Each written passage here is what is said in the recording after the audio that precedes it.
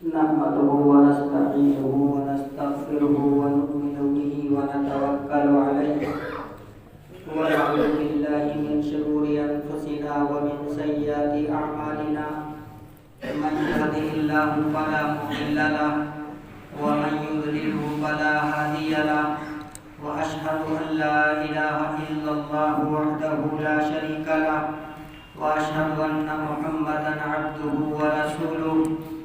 أعوذ بالله من الشيطان الرجيم. بسم الله الرحمن الرحيم. إنما المؤمنون الذين إذا ذكر الله وجلت قلوبهم وإذا تليت عليهم آياته زادتهم إيمانا وعلى ربهم يتوكلون الذين يقيمون الصلاة ومما رزقناهم ينفقون أولئك هم المؤمنون حقا. صدق اللہ مولانا العظیم. عزیزان محترم، بزرگوں اور بھائیوں، اللہ تبارک و تعالی نے ہمیں اور آپ کو جو نعمتیں عطا فرمائی ہیں ان میں سے سب سے اہم اور سب سے افضل جو نعمت عطا فرمائی ہے وہ ہے ایمان کی نعمت. سب سے بہترین اور سب سے اہم چیز اللہ نے ہمیں اور آپ کو ایمان کی دولت سے نوازا ہے. یہ اللہ کا احسان ہے، اس کا کرم ہے کہ اللہ نے ہمیں مومن بنا کر کے دنیا کے اندر بھیجا. میں نے قرآن مقدس کی ایک آیت کریمہ تلاوت کی ہے. اس آیت کے اندر اللہ تبارک و تعالی نے مومنین کی 5 صفات کا تذکرہ کیا ہے، ایمان والوں کی 5 صفتوں کو بیان کیا ہے جن کے اندر یہ 5 صفات موجود ہیں. انہیں اللہ کا شکر ادا کرنا چاہیے، اور جن کے اندر یہ نعمتیں نہیں ہیں وہ کوشش کریں کہ اپنے اندر ان 5 نعمتوں کو پیوست کریں اور اپنے اندر ان 5 نعمتوں کو اپنائیں اور ان کو اپنے دل کے اندر بٹھائیں. سب سے پہلی چیز، میں نے قرآن مقدس کی جو آیت تلاوت کی اس میں اللہ تبارک و تعالی نے فرمایا اذا ذکر اللہ وجلت قلوبہم. سب سے پہلی صفت اللہ نے اہل ایمان کی یہ بیان کی کہ جب اہل ایمان کے سامنے اللہ کا نام لیا جاتا ہے، جب ان کے سامنے اللہ کا ذکر کیا جاتا ہے تو اہل ایمان کی صفت یہ ہے کہ ان کے دل کانپ جاتے ہیں، ان کے دل کے اندر اللہ کا ڈر پیدا ہو جاتا ہے. یہ سب سے پہلی صفت اللہ نے اہل ایمان کی بتلائی کہ جس کے سامنے اللہ کا نام لیا جائے، اللہ کا ذکر کیا جائے تو اس کی پہچان یہ ہے اس اللہ کے بندے کا دل اللہ کا نام لیتے ہی کانپ جائے، اس کے دل کے اندر ڈر اور خوف پیدا ہو جائے. اب یہاں پر قابل غور بات یہ ہے کہ ڈر کا مطلب کیا ہے؟ ڈر اللہ کی عظمت، اللہ کی بڑائی اس کے دل کے اندر بیٹھ جائے. اور ایک ہوتا ہے ڈر جیسے کہ کوئی انسان کسی درندے کو دیکھ کر کے ڈر جاتا ہے، ایک انسان سانپ بچھو کو دیکھ کر کے ڈر جاتا ہے. یہاں پر وجلت قلوبہم سے یہ ڈر مراد نہیں ہے. ایک ڈر وہ ہوتا ہے جب انسان کسی بڑے کو دیکھتا ہے تو تعظیم کے اعتبار سے اس کے دل کے اندر جو ڈر پیدا ہوتا ہے وہ ڈر یہاں پر مراد ہے. جب اللہ کا نام لیا جائے تو اس کے دل کے اندر اللہ کا ڈر پیدا ہو جائے. اس کی مثال اس طرح سمجھیے، ایک آدمی تنہائی میں ہے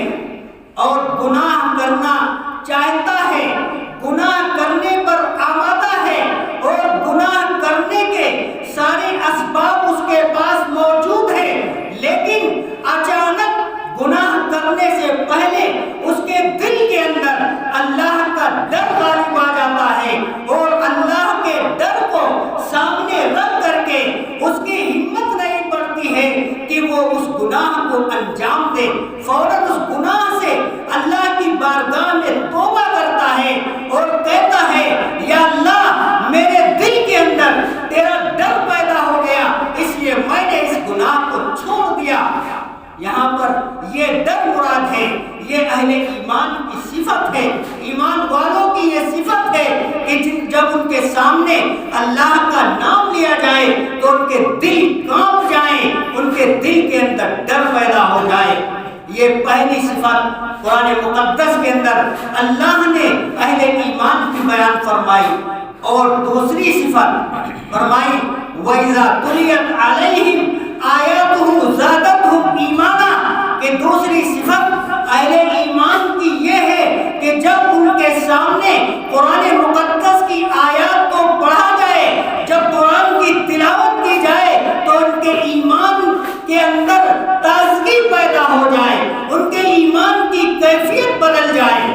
یہ ہے اہل ایمان کی دوسری صفت۔ اب ایمان کی کیفیت بدلنے کا مطلب کیا ہے؟ ایک تو ہے ایمان بڑھ جائے اور ایک ہے ایمان کی کیفیت بدل جائے، دونوں میں فرق ہے۔ یہ فرق پہلے سمجھیے۔ ایمان بڑھنے کا مطلب یہ ہے کہ اللہ نے جن چیزوں پر ایمان لانے کو ضروری قرار دیا ہے ان چیزوں پر ایمان لانا ہماری اور آپ کے لیے ضروری ہے۔ اس میں نہ تو کمی ہو سکتی ہے نہ اس میں زیادتی کی جا سکتی ہے، لیکن یہاں پر جو ایمان کی کیفیت کے بڑھنے کا تذکرہ کیا ہے اس کا مطلب یہ ہے اس کے ایمان کے جذبات بڑھ جاتے ہیں، ایمان کی کیفیت بدل جاتی ہے۔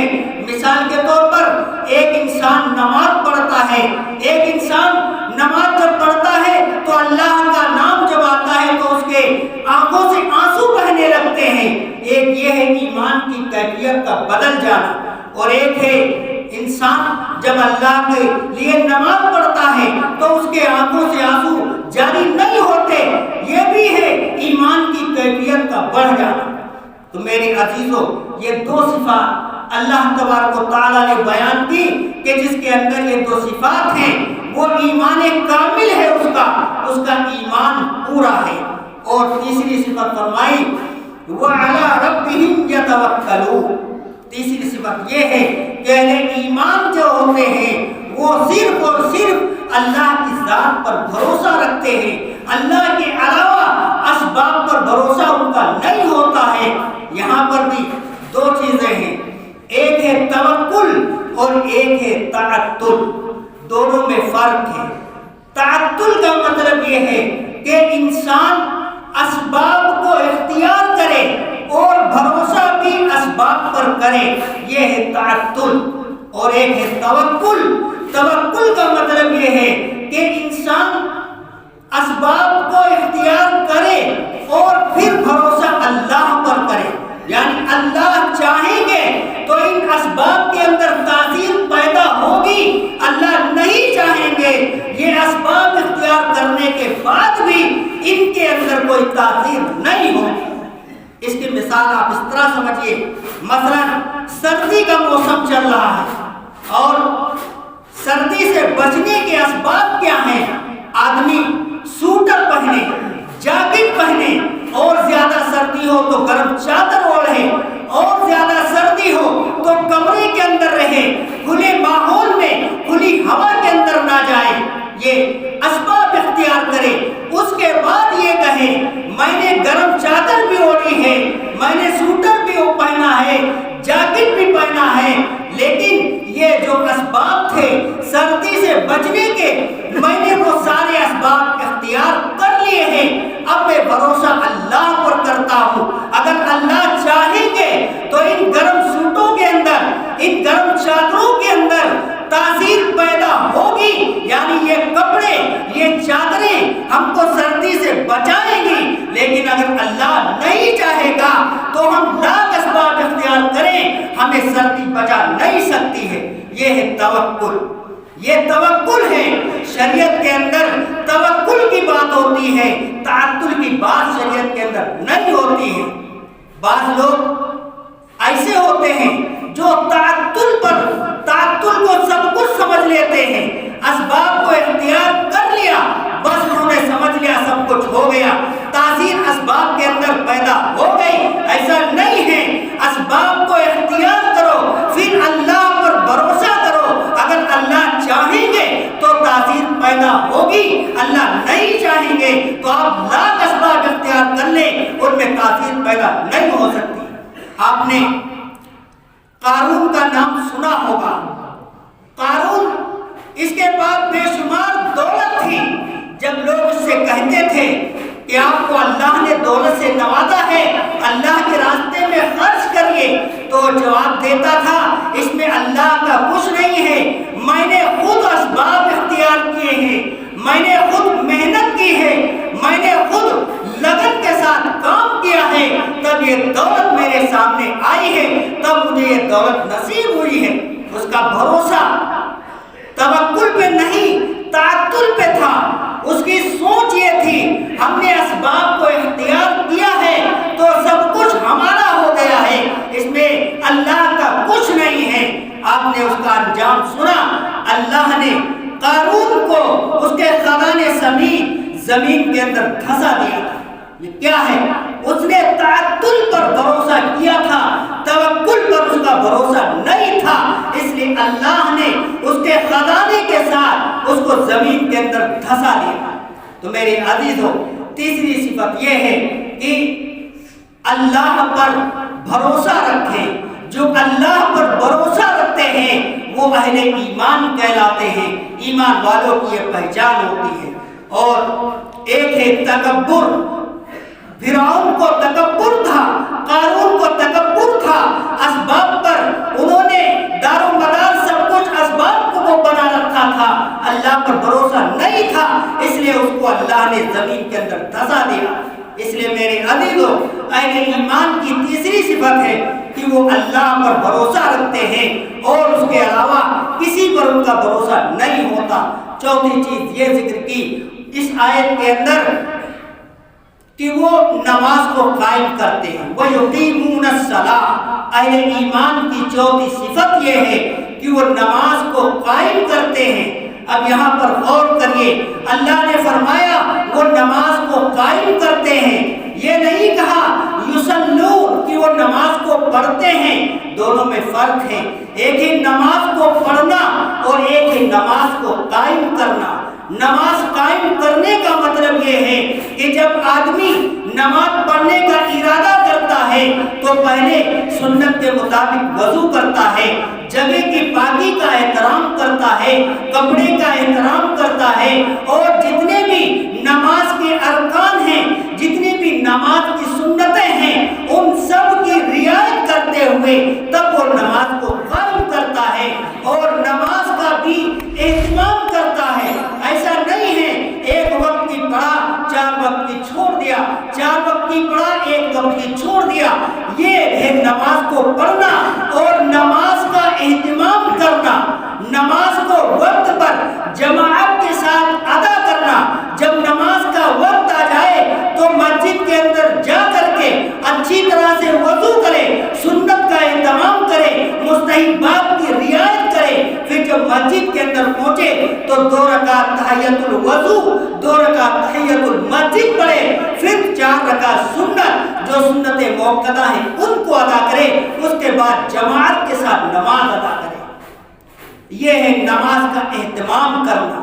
اور نماز پڑھنا کیا ہے؟ گئے الٹا سیدھا نماز کو پڑھ لیا، نہ وضو کے آداب کی رعایت، نہ وضو کے سنن کی رعایت، نہ نماز کے سنن کی رعایت۔ اس طرح سے جب ہم نماز پڑھیں گے تو یہ نماز یقین کے اندر داخل نہیں ہوگی۔ اب ہم کہیں گے کہ نماز ہم نے پڑھ لی ہے۔ نماز پڑھنا اور ہے، نماز کو قائم کرنا اور ہے۔ اہل ایمان کی صفت جو بتلائی ہے وہ نماز پڑھنے کو نہیں بتلایا بلکہ نماز کو قائم کرنا، نماز کو پابندی کے ساتھ اہتمام کے ساتھ ادا کرنا یہ فرمایا۔ 5ویں صفت بتلائی وَعَلَىٰ رَبِّهِمْ وَمِمَّا رَزَقْنَاهُمْ جو ہم نے رزق دیا ہے اس میں سے کچھ خرچ کرتے ہیں۔ کتنا پیارا جملہ اللہ نے ارشاد فرمایا، یہ نہیں کہا سب کچھ خرچ کرتے ہیں، بلکہ یہ کہا جو ہم نے مال دیا ہے اس میں سے کچھ خرچ کرتے ہیں۔ اب کچھ کے اندر آدمی کی حیثیت کے مطابق کچھ یعنی تھوڑا آدمی کی اس کی حیثیت کے مطابق ہوتا ہے۔ ایک ہے انسان وہ ہے جو 100 روپے خرچ کرے وہ اس کے لیے کچھ ہے یعنی تھوڑا ہے۔ ایک آدمی کی حیثیت یہ ہے کہ وہ 1 لاکھ خرچ کرے تب یہ اس کے کچھ میں داخل ہے، تھوڑے میں داخل ہے۔ ایک انسان وہ ہے جو 1 روپیہ خرچ کرے وہ اس کے لیے تھوڑا ہے۔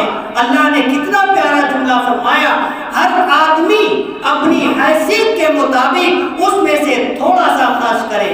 حدیث پاک کے اندر آتا ہے اتقوا النار ولو بشق تمرہ، کہ تم جہنم کی آگ سے بچو بھلے ہی کھجور کا 1 ٹکڑا کیوں نہ ہو۔ مطلب کیا ہے؟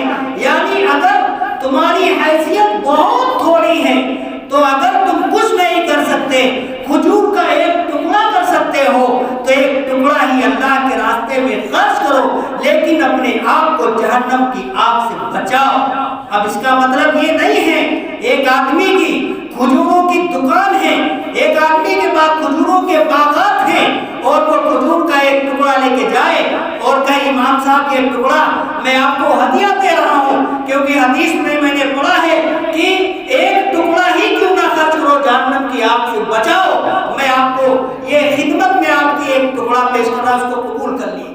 کیا اس کو آپ کہیں گے تھوڑا خرچ کر رہا ہے وہ؟ یہ حدیث پاک کا مذاق ہے۔